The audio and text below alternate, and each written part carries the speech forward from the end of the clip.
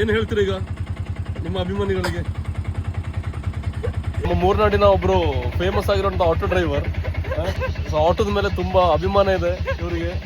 ನಮ್ಮ ಗಣೇಶ್ ಅವರು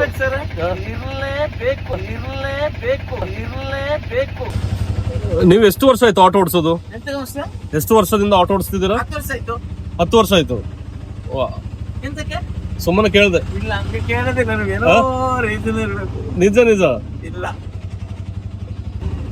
ಅಲ್ಲ ಕೇಳ್ತಿರೋದು. ಹೇಗೆ ಆಟೋ ಓಡಿಸೋ ಎಕ್ಸ್ಪೀರಿಯನ್ಸ್? ಆಟೋ ಚಂದ ಸರ್. ಆಟೋ ನಿಜವಾಗಿಯೂ ಅವನ ಜೀವನನ ಅವನ ಕೈ ಮೇಲೆ ಇಟ್ಕೊಂಡು ಅವನ ಜೀವನನ ಅವನೊಂದು ಸ್ವಂತ ಉದ್ಯೋಗ ತರ ಯಾವ ವರಿಸಿಲ್ಲದೆ ಕರೆಕ್ಟ್ ಆಗಿದ್ರೆ ಜೀವನ ಸಾಗಿಸ್ಬೋದು. ಈ ಆಟೋ ಜೊತೆ ಯಾವ ರೀತಿ ಬಾಂಡ್ ಇದೆ ನಿಮ್ಗೆ? ನಿಮ್ಮ ಆಟೋ ಯಾವ ರೀತಿ ಸಂಬಂಧ ಇದೆ ಅಂತ ಈ ಆಟೋದ ಜೊತೆ? ಆಟೋ ಜೊತೆ ಸಂಬಂಧ ಅಂತಂದ್ರೆ ನಮಗೆ ಅನ್ನ ಕೊಡುವ ಭೂಮಿ ತಾಯಿ ಬಿಟ್ರೆ ಇವರೇ. ತುಂಬಾ ಎಮೋಷನ್ ಇದೆಯಲ್ಲ.